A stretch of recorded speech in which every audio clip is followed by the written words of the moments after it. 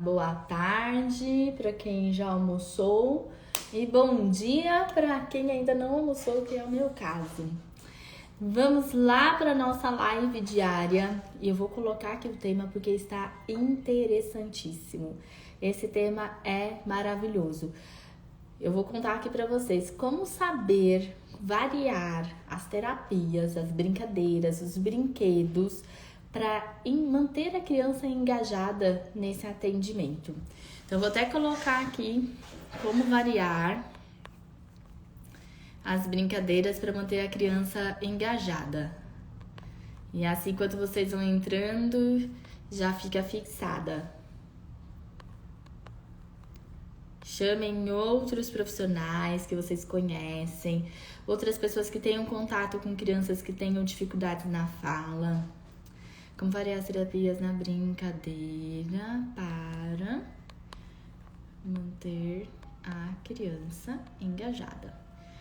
E o engajada, né, vocês sabem que é o principal. Porque se a criança ela não estiver engajada, muito do nosso processo vai por água abaixo. Então, como manter a criança engajada e mais do que isso, né? Que a criança queira voltar, que a criança se sinta... Hoje um falou assim, tava todo ansioso para voltar e deu aquele abraço. Por quê? Porque aqui é o momento de brincadeira, mas é mais do que isso, né? Brincadeira com estratégia, com objetivo e que a criança... ela tem a oportunidade de brincar do jeitinho dela. Porque eu não vou ficar consertando o que ela faz, mas eu vou dar um modelo correto daquilo que ela precisa fazer. Tudo de uma forma passiva. Eu vou mostrando o modelo e a gente vai fazendo juntos, né? Que isso é muito legal. Para quem não me conhece ainda, eu sou Camila Cosca, fonoaudióloga infantil, e eu ajudo profissionais da educação infantil a destravar a fala do aluno ou do seu paciente em até 8 passos. E isso é incrível até porque muitos professores já usaram o meu programa quando ele era somente para os pais. Muitos professores entravam e usavam dentro da sala de aula. Então, agora é incrível ter vocês aqui comigo, até para que a gente possa levar pós-pandemia todo esse conhecimento para as crianças, né? Inclusive, eu estava lendo hoje alguns artigos e uma das dificuldades hoje nas escolas é o que a gente vai fazer com esses alunos que voltaram de uma forma tão prejudicada, né? E não só a fala, a questão de autonomia, de coordenação motora. Então, não é só a fala que impactou. Ela foi um detalhe dentro de outros detalhes, né? Mas eu falo que a criança ela ficou com tantas dificuldades que quando junta tudo é uma dificuldade muito grande. Então, aquela criança que não sabe colocar o tênis, mas aquela criança que também não sabe dizer o que quer, porque ela nem tem ainda a fala estabelecida. Então, vamos começar? Já compartilharam, gente? Compartilha com outros profissionais para que todos possam ter informação. E quanto mais informação, mais crianças vão ter com o desenvolvimento dessa fala. Até porque uma criança que hoje tem dificuldade da fala pode ser o seu aluno amanhã com dificuldades de alfabetização. A gente já sabe, isso já é comprovado, que a criança que tem dificuldades na fala, ele também vai ter dificuldades depois na alfabetização. E inclusive eu estou aqui com pacientes que já estava, a fala já estava consolidada, que teve trocas, fizemos as trocas, trabalhei todas as trocas e agora na alfabetização as trocas voltaram todas na leitura e na escrita. Então, não vai escapar. É melhor a gente cuidar e mais ainda, né? Vocês que estão aí com a criança todos os dias, a gente tem que saber como lidar com isso. Então, como variar essas brincadeiras na terapia para manter a criança engajada? Eu falo que o primeiro passo que a gente precisa identificar, que eu até coloquei lá nos stories, a gente precisa reconhecer que o tempo de atenção da criança ele é um tempo reduzido. Por quê? Porque a criança ela ainda está desenvolvendo esse processo de atenção. E muitas variáveis, elas contam nesse tempo de atenção. Então, se o ambiente ele está muito contaminado de informação, o que é contaminado de informação? São muitas cores, muitas coisas jogadas no chão, uma desorganização visual também faz com que essa criança se distraia mais vezes. Um ambiente com uma organização visual faz com que essa criança mantenha um pouco mais de tempo de atenção. Mas uma das fórmulas para a gente conseguir ter o tempo de atenção dessa criança é trabalhar dentro da motivação dela. Mas o que vocês, eu não sei se nem todos sabem, é que daí vem uma outra parte, né? Que a gente vai ter que linkar vários temas para conseguir chegar no final desse tema. E a outra parte eu preciso também reconhecer qual é a etapa de brincadeira que o meu aluno está, que a minha criança está, que o meu paciente está. Qual é essa etapa de brincadeira? Porque às vezes eu separei tudo para a criança brincar de faz de conta. Então eu separei a cozinha, separei as frutas, separei tudo para a criança. Mas essa criança está na etapa de construir e derrubar. Ou a criança está na etapa de encaixe, de ação e reação. Ela encaixa, a única brincadeira que faz sentido para ela nesse momento é encaixar. Então, se eu deixar à disposição da criança somente os brinquedos de faz de conta, essa criança vai até o brinquedo e ela só vai explorar.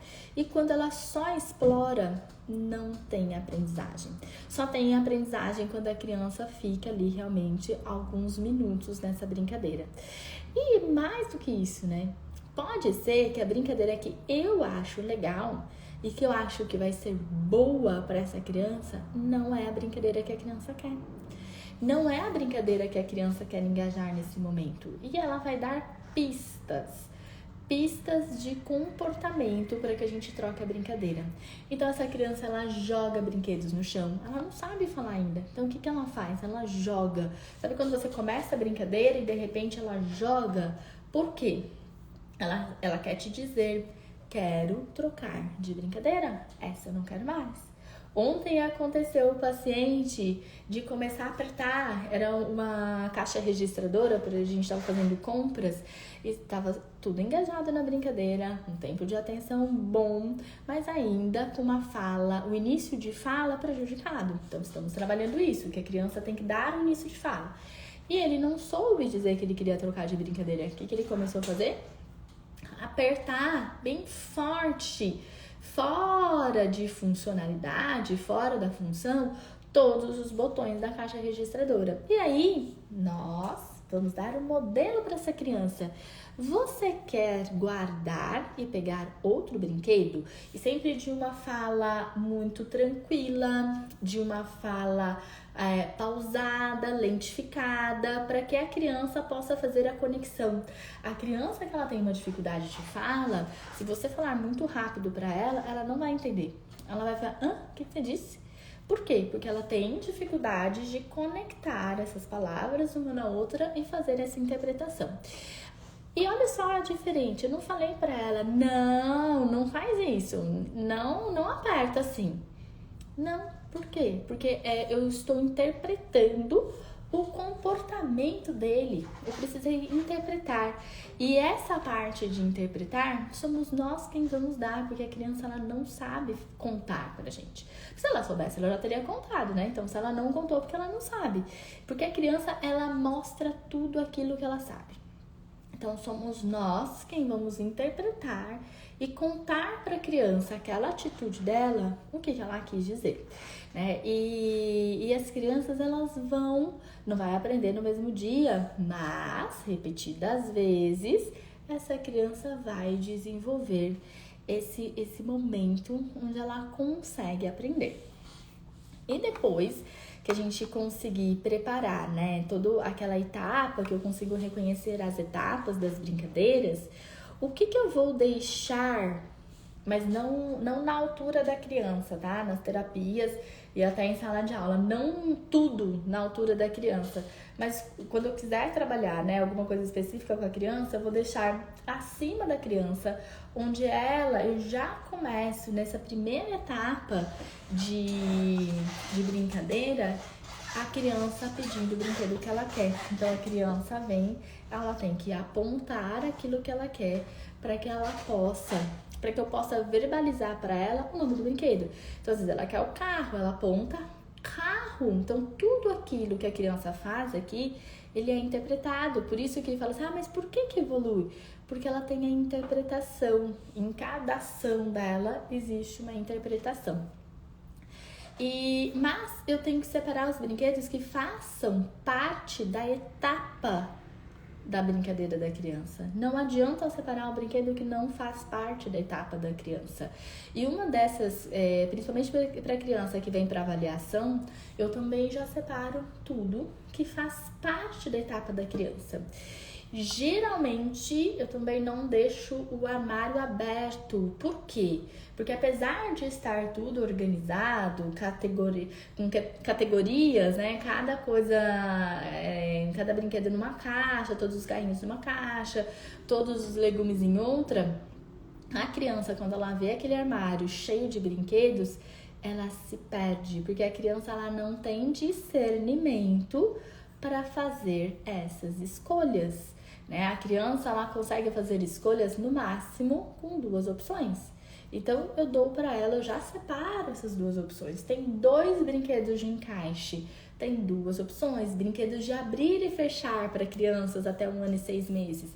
São os brinquedos que eles gostam e que faz sentido. Mas a criança que tem 2 anos e ela vem com uma brincadeira desorganizada, a criança que fica correndo de um lado para o outro, crianças que estão dentro do espectro do autismo, a idade dela cronológica não é a mesma idade de etapa de brincadeira, né? Então, com 2 anos, a criança ela já tem possibilidade e capacidade de brincar de faz de conta de uma forma funcional. Porém, a criança que ela tem uma dificuldade na fala, que ela tem um transtorno, que ela veio para investigar o que ela tem e ela fica correndo de um lado para o outro, essa criança não tem uma brincadeira organizada. Então, a idade dela, cronológica, não é a mesma idade da etapa da brincadeira. Então, eu tenho que analisar, eu tenho que avaliar ali, tanto na minha sessão quanto na minha sala de aula. Ela está apta a fazer o quê? Né? Eu preciso entender o que ela faz. Ela consegue se comunicar de que forma? Com gesto? Ela começou a jogar brinquedo? Então é ação e reação. Vamos lá. Vamos direcionar essa brincadeira para uma brincadeira de ação e reação. Ontem mesmo tive criança com uma dificuldade ainda dessa organização do brincar. Então eu tenho um túnel aqui na minha sala. E esse túnel, eu coloquei um túnel e ele tava jogando os brinquedos. Então, vamos jogar dentro do túnel? Isso é direcionar. Né? Porque às vezes a gente acha que a nossa brincadeira, tanto na sala de aula quanto nas terapias, é uma brincadeira que a criança tem que ficar sentadinha, quietinha e obediente. Mas isso não é uma verdade. Né? Porque aqui as minhas terapias são diferentes, a gente fica brincando, né? Ontem a gente ficou cada um de um lado do túnel, ele jogava de um lado, eu jogava do outro, e é uma brincadeira totalmente funcional para a idade de brincadeira, da etapa da brincadeira daquela criança.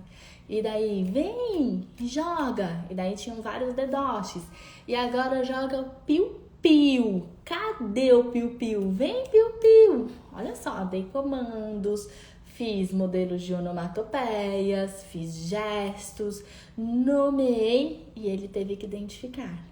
E daí, depois o próximo etapa. E agora, você?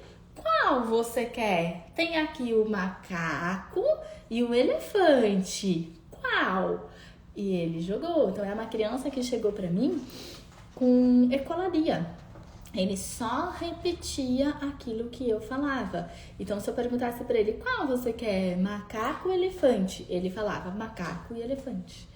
Mas isso não é funcional, não dá para conversar quando alguém só repete aquilo que a gente fala, né? Então, a gente precisa perceber todos esses detalhes da criança para poder entender como será a brincadeira. E tem também crianças que na verdade, nenhum brinquedo faz sentido ainda. Que o que faz sentido é uma bolha de sabão, que é ficar correndo na sala de um lado do outro, que é jogar a criança para cima, embaixo da axila, segurando aqui embaixo da axila, pular, quando ela para e olha para você e fala, mais? E a criança gosta. Como que a gente sabe se a criança tá gostando da terapia? É quando ela fala, ela quer mais. Quando você vê o sorriso dessa criança, você vê que essa criança está sorrindo, é quando a sua brincadeira está motivadora. E quando ela está motivadora, essa criança vai querer mais. Ela quer mais a todo momento. E aí, você está engajada. Mas isso não quer dizer que essa criança não vai querer trocar de brincadeira. Ela vai querer trocar de brincadeira.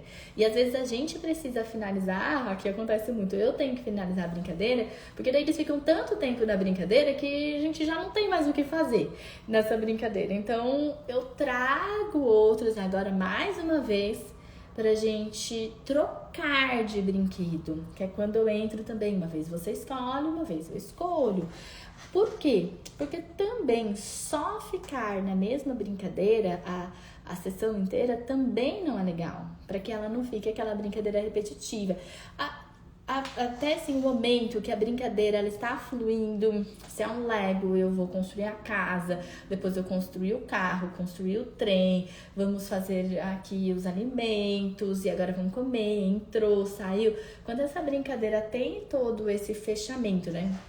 Que é o início da brincadeira, todo o conteúdo dentro dessa brincadeira e depois a gente consegue finalizar, essa brincadeira está incrível, né? É uma brincadeira que tem todos os processos que ela precisa ter para a criança aprender, mas nem sempre a gente consegue chegar e a gente, o que eu sempre falo, não dá para ficar frustrados porque não conseguiu finalizar do jeito que a gente queria. Você queria finalizar e, na verdade, a criança jogou o brinquedo e você, ai, nossa, a gente nem começou, vai ter que trocar. Sim, troca a brincadeira. Se precisar, a gente troca.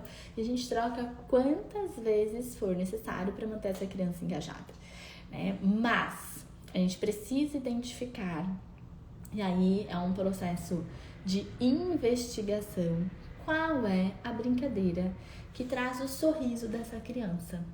Porque vai ter dia que essa criança vai só andar pela sala e somos nós quem vamos identificar qual vai ser o melhor dessa brincadeira. Aqui, às vezes, na sala é correr para a cortina sensorial e a criança vai até a cortina e volta. Tem outros que é no painel sensorial. Tem outros que é ficar colocando algumas letras de ímã dentro, na lousa, porque sim, vamos usar as letras quando essa criança tem um hiperfoco. Então, sempre tendo essa flexibilidade. Eu não vou ensinar os sons e a letra para essa criança, mas eu vou usar daquilo que a criança gosta para aquilo que eu preciso ensinar. Então, isso a gente também tem que ter flexibilidade, a gente precisa ter criatividade. Mas é legal que quando a gente aqui conversa, vocês me contam, eu consigo trazer referências de casos que eu já atendi também. Deixa eu ver se precisa... os indicativos de que a criança quer mudar de brincadeira. Então, quando ela joga os brinquedos, quando a criança sai, ela levanta e ela quer fazer outra coisa. Quando a criança, ela olhou, ela faz assim, ó, um olhar discretinho assim, ó, do lado, para ver o que mais que tem. Então, todos esses indícios é porque a criança, ela quer mudar. E é importante que a gente saiba reconhecer e conseguir entrar na brincadeira da criança, porque o melhor é a gente conseguir fazer a parceria. Sem a parceria com essa criança, gente, nada vai dar certo, né? Nada vai dar certo. Tem crianças que no primeiro momento nem a mão no brinquedo é possível colocar, não é possível tirar o brinquedo do lugar. Então você vai fazendo de aproximação, você vai ficando cada dia um pouco mais perto, cada dia um pouco mais. Cada dia vocês escolhem um brinquedo de uma forma diferente. E é isso que vai trazer essa aproximação da criança com você. Gente, se alguém tiver alguma dúvida, me fala aqui, porque depois eu vou finalizar a live. Deixa eu ver se teve alguma dúvida. Eu não vi aqui nenhuma pergunta. Para os profissionais, vou contar aqui para vocês. Se inscrevam lá no link da bio, no meu workshop, que vai ter para profissionais, para que a gente possa juntos desenvolver estratégias para destravar a fala de crianças nessa primeira infância. Eu sei que muitos, é o que eu falei lá no começo, muitas crianças com dificuldades de fala, principalmente pós-pandemia, né? Eu acho que nem era o que a gente mais tinha antes, mas agora é o que a gente tem e a gente nem sabe, né? Às vezes, como reconhecer, como ajudar, como fazer para resolver. Uma professora até me falou, né? Tem lá nos meus... Não era no depoimento, no meu comentário de um post, que ela falou assim: eu reconheço a criança na minha sala que tem a dificuldade de fala e que troca os sons da fala, mas não é permitido pela coordenação eu fazer os encaminhamentos. Então, nesse caso, né, a gente deixa a criança lá trocando sons, sabendo que isso vai impactar a criança na alfabetização? Não. Nós mesmas vamos ajudar essa criança, né? Existem formas que a gente consegue trabalhar essa fala dessa criança, essa articulação dessa criança, sem uma entrar na área da outra, mas é dar o modelo. Muitas vezes a criança não sabe falar porque ela não tem o modelo correto, ela não tem ninguém lá na casa dela que possa olhar para ela e mostrar, e você está lá todo dia com ela. Então, podemos trazer para a criança essa forma, esse desenvolvimento que a criança tanto precisa, pode ser dentro da sala de aula, né? E sabemos que as crianças precisam muito disso. Gente, muito obrigada. Bom dia, Josi. Eu vi sua mensagem, Josi. Você mandou mensagem no direct, eu te respondi. Bom dia a todo mundo. E boa tarde para quem já almoçou. Quem ficou com alguma dúvida, me chama lá no direct. Deixa eu ver aqui, não tem nenhuma pergunta. E a gente volta amanhã com a nossa live diária. Um grande beijo.